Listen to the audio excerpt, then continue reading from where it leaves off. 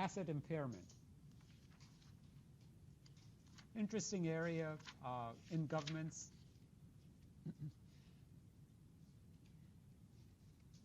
And basically, I'll give you an example. A government facility is out there, and all of a sudden a storm comes and hits that facility, and it's half destroyed. Well, what is it? An asset impairment. You don't have the continued use of that facility like you did before. And there are various types of impairments that can occur.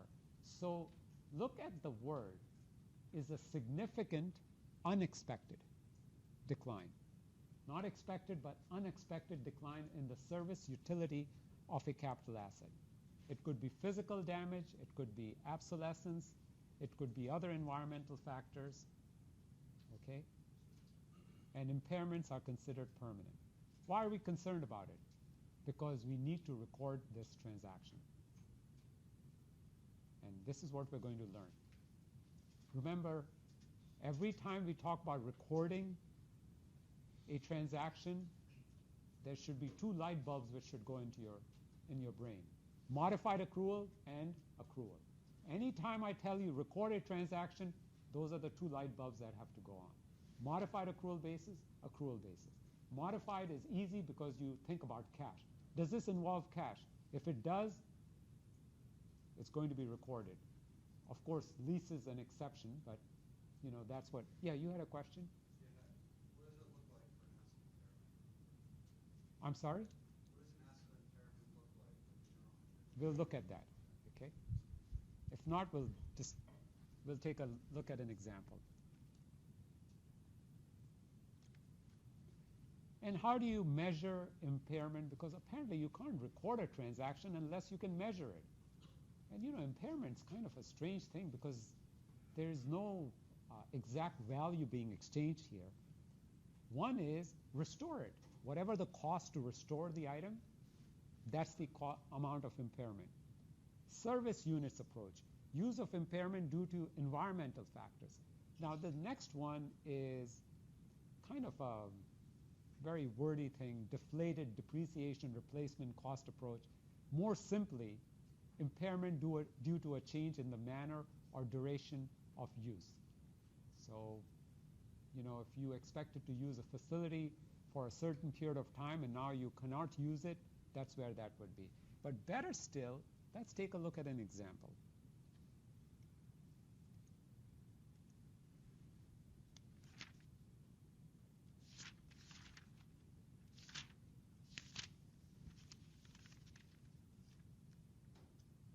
On page 198,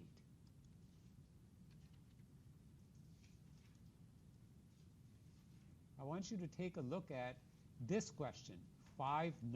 Just read this question for a moment.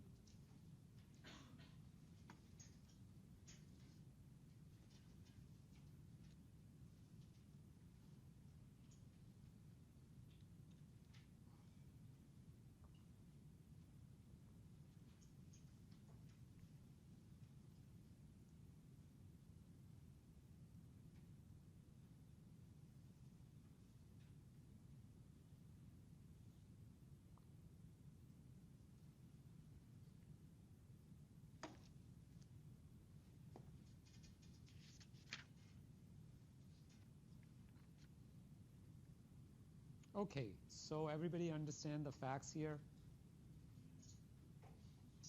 So what happened? They had an office building and it became what? A storage space. Do both of those buildings have the same value? Storage space as opposed to office space? Okay.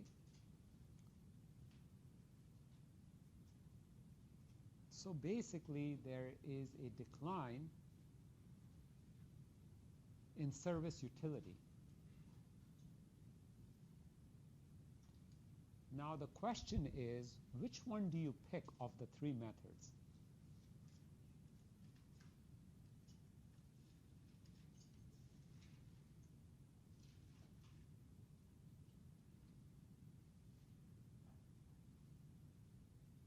Which one do you pick?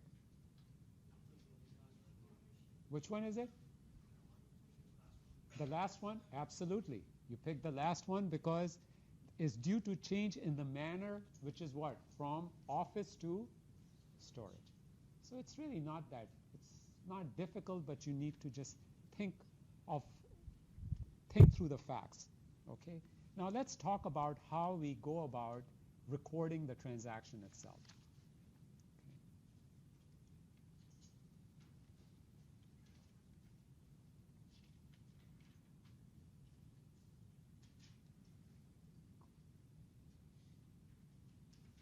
Actually, you know what? I think I assigned you a question on this, on asset impairment.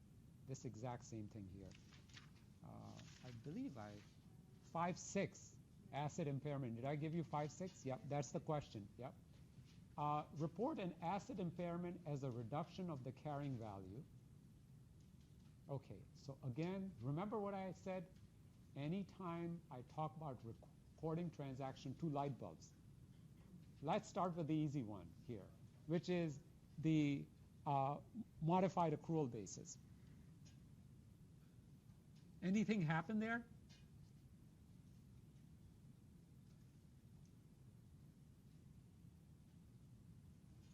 Anything, any cash involved? Any commitment in the future? Nothing. 0. Let's go on to the accrual basis. Accrual basis recognizes everything, right? As we noticed. What happens there? You have to take the difference between you measure the impairment, book that as an expense. How do you book an expense? By debiting it. And what account would you credit? The asset account, because you're writing that down. The only important, the piece that you need to remember is if you show that as an expense, do you show it as an extraordinary item or a special item? You have to look at the definition on the statement itself. And the other thing is, if you get insurance money, just make sure either net it out of the program expense, but the better way to do it is to show it as program revenues. So you don't net the transaction, you show both the insurance as well as the cost.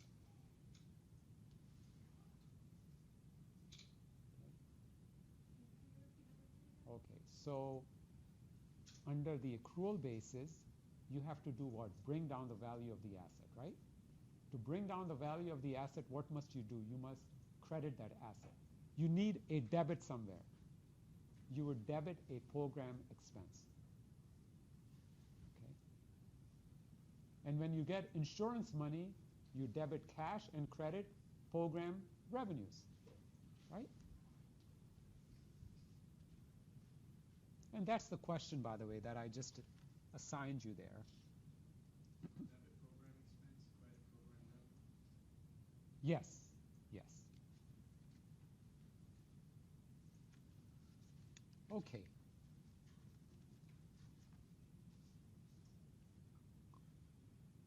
So far, what have we talked about what general capital assets are, how we record them, what we have as the disclosure.